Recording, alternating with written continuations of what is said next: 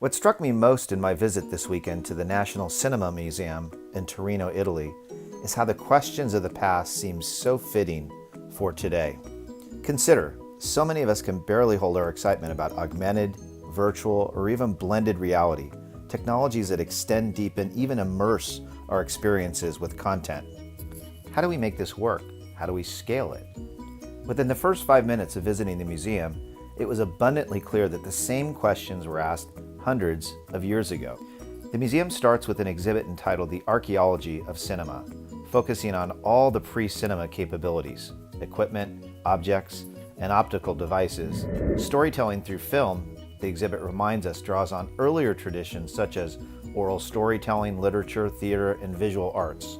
Among the areas they talk about, shadowgraphy, or shadow puppetry, which originates even thousands of years ago, starting in Central Asia, India, Indonesia, or China. You can see a few examples here. Stereoscope made it possible to see a pair of two-dimensional images like a three-dimensional one, thereby experiencing this visual phenomenon of depth perception, and this goes back to around 1832.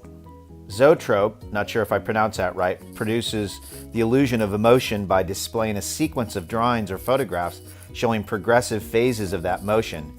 Here you can see the types of zoetrope bands. Then you got flip books, which go back to 1868, and here you can see this applied in one of the early Thomas Edison machines. I'm actually convinced there's real upside in reflecting on these basics. For instance, Instagram at its core is very simple. Simple nuances and filter shifts can entirely change meaning. Some of the gifs we love and can't give up are not terribly dissimilar in simplistic motion as the early metal canister reels. These are all early disciplines in visual storytelling, no less exciting or full of potential than what we're experiencing today. Once you get past the archaeology part, the museum takes you on a breathtaking multimedia journey to the modern day, from silent shorts to Rocky Balboa to the art of music documentaries. The museum has a massive library, over 20,000 devices.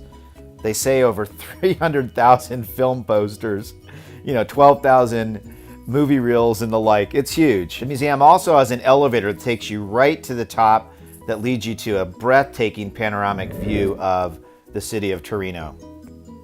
My time at the museum led me to conclude that this might be the perfect starting point for digital or even brand training.